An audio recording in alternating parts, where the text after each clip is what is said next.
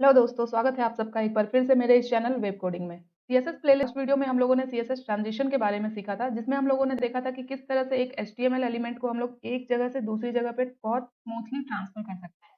Means कि एक basic सा एनिमेशन हम लोग ट्रांजिशन का यूज करके भी कर सकते थे।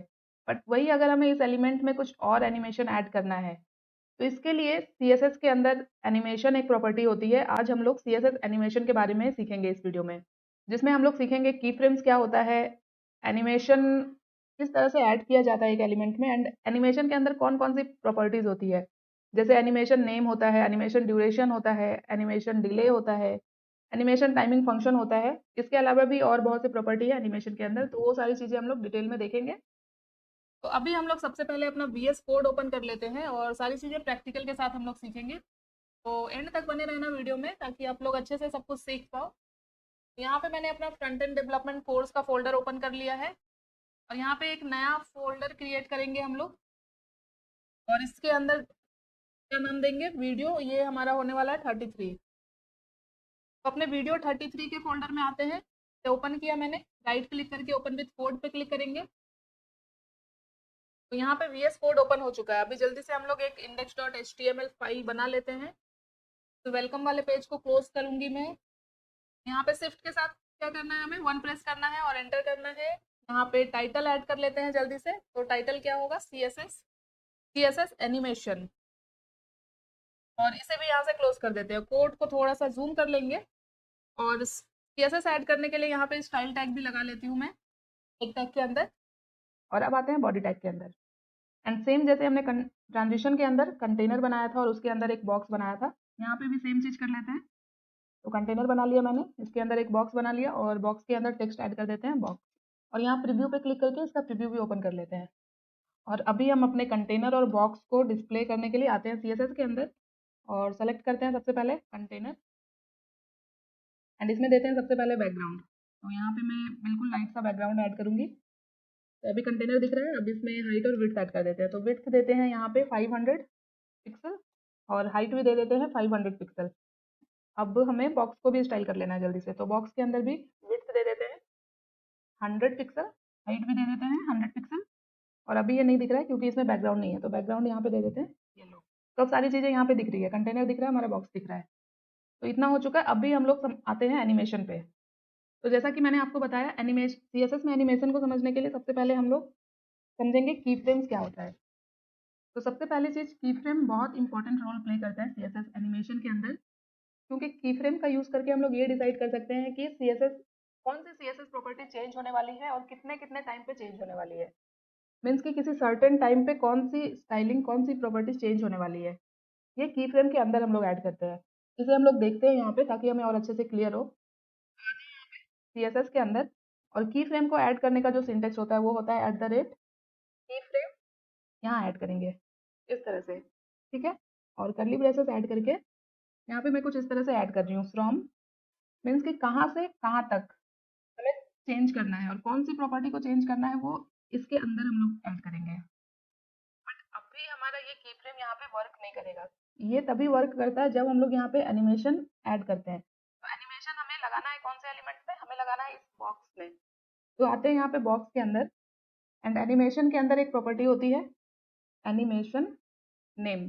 सबसे पहले हमें एनिमेशन नेम बनाना पड़ता है। तो नेम आप लोग कुछ भी रख सकते हो, जैसे मैं यहाँ पे रख दे रही हूँ एनिमे, ठीक है। तो ये हो गया एनिमेशन नेम। अब इसी नेम को मैं यहाँ से कॉपी करूंगी और की फ्रेम के बाद लाके इसे ऐड करूंगी।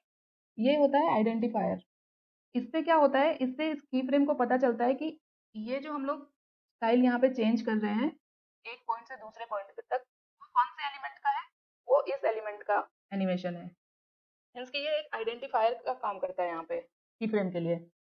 तो अब यहाँ पे आइडेंटिफायर ऐड कर दिया हमने। इसके अंदर हम लोगों को बताना है कि कौन सी सीएसएस प्रॉपर्टी हम लोग चेंज करने वाले हैं। तो यहाँ पे ऐड करेंगे बैकग्राउंड। जैसे स्टार्टिंग में बॉक्स के अंदर बैकग्राउंड दिया है मैंने येलो, तो यहाँ पे फ्रॉम में येलो ही ऐड करते हैं। येलो से कौन सा कलर चेंज होना चाहिए, तो यहाँ पे ऐड करते हैं बैकग्राउंड, सपोज ब्लू कर देते हैं। तो अभी यहाँ पे कोई भी एनिमेशन नहीं दिख रहा है, तो हम लोग इस एलिमेंट के ऊपर एनिमेशन ऐड करने वाले हैं। तो पहले इसमें एक मूवमेंट ऐड कर देते हैं ताकि हम लोगों को एनिमेशन देखने को मिले। तो इसके लिए क्या करेंगे हम लोग, इस बॉक्स के ऊपर हम लोग ट्रांसफॉर्म प्रॉपर्टी ऐड करेंगे। यहाँ पे करेंगे ट्रांसफॉर्म और ट्रांसलेट का यूज़ करते हैं। यहाँ पे ट्रांसलेट एक्स, इसमें देते हैं 300 पिक्सल। तो ये देख सकते हो अभी यहाँ पे आ रहा है। एंड अब हम लोग इस बॉक्स के ऊपर एनिमेशन ऐड कर सकते हैं कि इस पॉइंट से इस पॉइंट तक आने में इसमें क्या क्या एनिमेशन हम लोग ऐड कर सकते हैं, ये देखते हैं। तो एनिमेशन नेम एक प्रॉपर्टी होती है, ये हमने ऐड कर लिया है और आइडेंटिफायर भी हमने लगा दिया है की फ्रेम में। अब हमें बताना होगा कि एनिमेशन हमारा कितने देर चलना चाहिए, तो इसके लिए हम लोग यूज़ करते हैं एनिमेशन ड्यूरेशन। यहाँ पे मैं 4 सेकेंड ऐड करती हूँ। तो ये देख सकते हो ये 4 सेकेंड तक यहाँ पे ये जो हमने फ्रॉम से टू में बैकग्राउंड चेंज किया है, ये चेंजेस यहाँ पे होता रहेगा। अगर मैं यहाँ फ्रॉम से येलो हटा दूँ और एक बार रिफ्रेश करती हूँ, तो ये देख सकते हो किस तरह येलो से ये ब्लू में चेंज हो रहा है। तो एनिमेशन ड्यूरेशन का क्या काम होता है, ये हमें बताता है कि हमारा एनिमेशन कितनी देर तक चलेगा। जैसे हमने ट्रांजिशन के अंदर भी देखा था ट्रांजिशन ड्यूरेशन, सेम उसी तरह से एनिमेशन ड्यूरेशन भी होता है। अभी यहाँ पे बहुत बेसिक सा एनिमेशन ऐड हो रहा है, तो एक काम करेंगे, यहाँ पे जो बैकग्राउंड चेंज करा रहे हैं ना हम लोग, इसमें क्या करेंगे, ये जो ट्रांसफॉर्म यहाँ पे हमने ऐड की है, इसे डायरेक्ट एनिमेशन के अंदर ऐड करते हैं। तो यहाँ पे मैं अल्ट प्रेस करके इसे लेके आती हूँ यहाँ 2 के अंदर। तो अब आप देख सकते हो आपको एक बहुत ही प्यारा सा एनिमेशन यहाँ पे दिखेगा। मीन्स कि अब ये स्टार्टिंग पॉइंट से कितना ट्रांसलेट हो रहा है, 300 पिक्सल, जो कि यहाँ पे ट्रांसलेट होके आ रहा है और इसके साथ ही साथ बैकग्राउंड भी इसमें चेंज हो रहा है। रिफ्रेश करती हूँ मैं एक बार, ये देख सकते हो। तो नेक्स्ट हम लोग देखते हैं एनिमेशन के अंदर और कौन सी प्रॉपर्टी है। एनिमेशन ड्यूरेशन के बाद हम लोग देखेंगे एनिमेशन डिले। एंड डिले में मैं यहाँ पे ऐड करूँगी 1 सेकेंड या 2 सेकेंड ऐड करते हैं पहले। एनिमेशन डिले क्या करता है, हमारे एनिमेशन को स्टार्ट होने में जितना हम यहाँ पे टाइम ऐड करेंगे उतने टाइम रुक के हमारा एनिमेशन स्टार्ट होगा। अभी मैं एक बार रिफ्रेश करूँ इसे, तो ये देख सकते हो 2 सेकेंड तक ये रुका रहेगा यहाँ पे और उसके बाद फिर ये यहाँ तक ट्रांसलेट होगा। तो ये होता है एनिमेशन डिले। एंड एनिमेशन के अंदर कौन कौन से प्रॉपर्टीज़ है, ये सारी चीज़ें आपको यहीं पे वीएस कोड के अंदर ही दिख जाएगी। जैसे ही आप लोग एनिमेशन लिखोगे तो ये देख सकते हो सारी चीज़ें यहाँ पे दिख रही है। और सबसे सिंपल, सिर्फ एनिमेशन लिख के आप ये वाला यहाँ पे सेलेक्ट करना कोड। मैं यहाँ पे इसे थोड़ा स्क्रीन को बड़ा करती हूँ और कोड को थोड़ा सा यहाँ पे छोटा करती हूँ। तो इसके अंदर आप लोग अभी देख सकते हो नेम है, ड्यूरेशन है, टाइमिंग फंक्शन है, डिले है, iteration count, direction and fill mode. इतनी सारी प्रॉपर्टीज आती है एनिमेशन के अंदर। तो हम लोग इसे वन बाय वन भी ऐड कर सकते हैं। जैसे हमने यहाँ पे देख सकते हो एनिमेशन नेम ऐड किया, ड्यूरेशन भी ऐड कर लिया हमने, डिले भी ऐड कर लिया। तो इन सबको अभी एक साथ नहीं ऐड करके हम लोग वन बाय वन ऐड कर रहे हैं। तो इसे मैं अभी कमेंट करती हूँ। मुझे बस दिखाना था आप लोगों को कि ये सारी चीज़ें हम लोगों को याद रखने की ज़रूरत नहीं है कि ये प्रॉपर्टी होती है इसके अंदर। सारी चीज़ें यहाँ पे वीएस कोड के अंदर बहुत आसानी से मिल जाती है। अभी कोड को वापस से जूम करते हैं और नेक्स्ट हम लोग देखते हैं एनिमेशन टाइमिंग फंक्शन क्या होता है। अगेन यहाँ पे क्यूबिक बेजियर फंक्शन आपको दिखेगा और इसके अंदर कई सारे फंक्शन दिखेंगे, जैसे is in out, is out. ये सारे फंक्शन होते हैं टाइमिंग फंक्शन के अंदर। तो इज इन आउट मैं यहाँ पे ऐड करूंगी। तो अभी देख सकते हो कितना स्मूथ ये इस तरह से यहाँ पे ट्रांसलेट होके आ रहा है। तो मैंने ट्रांजिशन के अंदर भी आप लोगों को बताया था कि किस तरह से आप लोग अपना खुद का क्यूबिक बेजियर फंक्शन जनरेट कर सकते हो। इसके लिए हम लोगों को जाना होगा ब्राउजर पे। तो यहाँ इसे ब्राउजर पे ओपन करते हैं एक बार और इस वीडियो में मैं आप लोगों को फिर से एक बार बताती हूँ। तो अभी यहाँ पे जल्दी से राइट क्लिक करके इंस्पेक्ट पे क्लिक करते हैं। टाइमिंग फंक्शन यहाँ पे ऐड किया, तो ये देख सकते हो animation timing function is in out. तो यहाँ पे जो छोटा सा इमेज दिख रहा है ना, इस पे आपको क्लिक करना है। तो देख सकते हो जितने भी फंक्शंस है उसके आपको इमेज दिखेंगे कि किस तरह से उसका मूवमेंट होता है। ये हमारा लीनियर फंक्शन है, ये है इज इन आउट। यहाँ पे नेम भी लिख के आता है नीचे में जो भी फंक्शन है, ये देख सकते हो। ये वाला क्या है, फास्ट आउट लीनियर इन। ये है हमारा इज आउट। तो हमने इज इन आउट ऐड किया है। तो अगर हम लोग इज इन आउट में चाहते हैं इसे अपने अकॉर्डिंग थोड़ा सा चेंज करना, मीन्स कि स्टार्टिंग में ये थोड़ा फास्ट हो और लास्ट में आके थोड़ा स्लो हो जाए, तो इस तरह से हम लोग अपने अकॉर्डिंग यहाँ पे इसे चेंज भी कर सकते हैं। तो जैसे ही हम लोग इसे चेंज करेंगे तो यहाँ पे देख सकते हो क्यूबिक फंक्शन जनरेट हो जाएगा। तो सिंपली इसे हमें कॉपी करना है एंड इसे हम लोग यहाँ पे ये जो इज इन आउट ऐड किया है यहाँ पे लाके पेस्ट कर देना है। तो इस तरह से आप लोग अपना क्यूबिक फंक्शन जनरेट कर सकते हो। आई होप ये क्लियर हो गया होगा। नेक्स्ट हम लोग देखते हैं एनिमेशन आइटरेशन काउंट। तो एनिमेशन आइटरेशन काउंट क्या करता है, आइटरेशन काउंट हमें ये बताता है कि हमारा जो एनिमेशन है वो कितनी बार रिपीट होगा, मीन्स कि कितनी बार प्ले होगा। तो हम यहाँ पे जितने भी नंबर्स ऐड करेंगे उतनी बार हमारा एनिमेशन, उतने टाइम तक हमारा एनिमेशन प्ले होता रहेगा। जैसे मैं यहाँ पे ऐड करूँ 2, तो देखते हैं, ये देख सकते हो एक बार आया यहाँ तक, ये ये दूसरी बार आया यहाँ तक। अब ये नहीं जा रहा है। अगर मैं इसे और बढ़ा दूँ, 3 करूँ, तो अब देखना ये 3 बार यहाँ से यहाँ तक आएगा और लास्ट में यहाँ पे आके ये रुक जाता है। तो देखा यहाँ पे आइटरेशन काउंट का यूज़ करके हम लोग अपने एनिमेशन को कितने देर तक प्ले कराना चाहते हैं ये डिसाइड कर सकते हैं। और इसमें हम लोग एक इनफाइनाइट वैल्यू भी होती है। अगर यहाँ पे इनफाइनाइट ऐड कर दूँ तो अब क्या होगा, ये यहाँ से यहाँ तक मूव होता रहेगा। तो इस तरह के एनिमेशन आप लोग अपने वेबसाइट में ज़रूर ऐड करना चाहोगे किसी एलिमेंट के लिए। जो कि आप लोगों ने देखा भी होगा, कई वेबसाइट में कुछ एलिमेंट होते हैं जो कंटिन्यूअस मूवमेंट में रहते हैं, एक जगह से दूसरी जगह वो मूव होते रहते हैं। तो यहाँ पे इस प्रॉपर्टी का ही यूज़ किया जाता है। आई होप अभी ये क्लियर हो गया होगा आप लोगों को। नेक्स्ट हम लोग देखते हैं एनिमेशन डायरेक्शन क्या होता है। एनिमेशन डायरेक्शन, तो एनिमेशन डायरेक्शन के अंदर भी आपको इतने सारे वैल्यूज यहाँ पे दिखेंगे। तो सबसे पहले जो वैल्यू है ये अल्टरनेट, इसका क्या मतलब है ये देखते हैं। तो एनिमेशन डायरेक्शन का यूज़ करके हम लोग अपने एनिमेशन के डायरेक्शन को डिसाइड कर सकते हैं कि हमारा जो एनिमेशन है वो फॉरवर्ड डायरेक्शन में हो या फिर बैकवर्ड डायरेक्शन में हो या फिर दोनों डायरेक्शन में हो। तो यहाँ पे मैंने अल्टरनेट किया है, तो यहाँ पे क्या होगा देख सकते हो, एक बार ये फॉरवर्ड जाता है और फिर बैक भी आ रहा है, ये होता है अल्टरनेट। यहाँ पे अगर मैं रिवर्स करूँ, रिवर्स, तो अभी देखना, ये पहले क्या हो रहा था, इस पोजीशन पे था ये और वहां से स्टार्ट हो रहा था, अभी क्या हो रहा है, ये एंड से स्टार्ट हो रहा है, देख सकते हो, मीन्स कि उल्टा हो जा रहा है। ब्लू बैकग्राउंड से स्टार्ट हो रहा है इस पोजीशन से और वापस यहाँ से यहाँ तक आके ये येलो हो रहा है, मीन्स कि अभी ये पीछे से स्टार्ट हो रहा है। तो इसके अंदर कुछ और भी वैल्यूज होते हैं, तो देख सकते हो अल्टरनेट रिवर्स भी होता है। तो अल्टरनेट रिवर्स में क्या होगा, पहले तो ये रिवर्स होगा, मीन्स कि ये यहाँ से स्टार्ट होगा इस पोजीशन से और फिर यहाँ से यहाँ भी आएगा, मीन्स कि दोनों डायरेक्शन में ये चलता रहेगा, बट स्टार्टिंग जो होगा वो यहाँ से होगा। तो अभी यहाँ पे अल्टरनेट कर देते हैं फिर से, ताकि ये दोनों डायरेक्शन में मूव होता रहे, फॉरवर्ड भी जाए और फिर बैकवर्ड भी आए। तो इन सारी प्रॉपर्टीज़ के लिए आप लोग एमडीएन का रेफरेंस ले सकते हो। जैसे आप लोग डायरेक्ट गूगल पे सर्च कर सकते हो एमडीएन, या फिर यहाँ वीएस कोड के अंदर डायरेक्ट आप लोग एमडीएन की वेबसाइट पे जा सकते हो। जैसे मैंने यहाँ पे कर्सर को रखा है, जैसे ही इस पे कर्सर को लेके जाओगे तो एक देख सकते हो ब्लैक बॉक्स ओपन होता है और यहाँ पे लिखा हुआ है एमडीएन रेफरेंस, उस पर क्लिक करेंगे तो ये क्या करेगा, डायरेक्ट आपको एमडीएन की वेबसाइट पे ले आएगा। और एमडीएन की वेबसाइट पे आपको सारी चीज़ें बहुत अच्छे से एक्सप्लेन की गई है, एक एक प्रॉपर्टीज़ यहाँ पे आपको दिख जाएगी। जैसे ये देख सकते हो एनिमेशन डायरेक्शन दिया हुआ है, जिसके अंदर जितनी भी वैल्यू है वो सारी आपको यहाँ पे दिखेगी, normal, reverse, alternate, alternate reverse. और यहाँ पे आप लोग प्ले करके भी देख सकते हो सारे एनिमेशन। एंड यहाँ पे लेफ्ट साइड में देख सकते हो सारे प्रॉपर्टीज के नेम दिए हुए हैं, ड्यूरेशन दिया गया है, इसे भी अगर आप लोग यहाँ पे प्ले करना चाहते हो तो ये भी आप लोग देख सकते हो करके, किस तरह से एनिमेशन ऐड हो रहा है, क्या वैल्यू ऐड की गई है, सारी चीज़ें बिल्कुल डिटेल में आपको मिल जाएगी, कुछ भी आप लोगों को रखने की जरूरत नहीं पड़ेगी। तो अभी एनिमेशन फिल मोड क्या होता है ये देखते हैं हम लोग। तो यहाँ पे आप लोग देख सकते हो एनिमेशन फिल मोड क्या होता है ये भी बताया गया है और इसका यहाँ पे एग्जाम्पल भी दिए गए हैं सारे वैल्यूज के साथ। जैसे फिल मोड में जैसे नन वैल्यू है तो यहाँ पे हमें सिंपल जो भी हमने एनिमेशन ऐड किया वही हमें दिखेगा।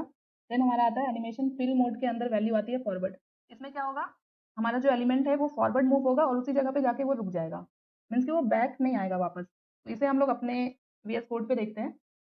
जैसे मैं अभी यहाँ पे ऐड करूँगी एनिमेशन फिल मोड और यहाँ पे मैं ऐड कर रही हूँ फॉरवर्ड और हमने यहाँ पे ये अल्टरनेट ऐड किया है, इसे कमेंट आउट करते हैं।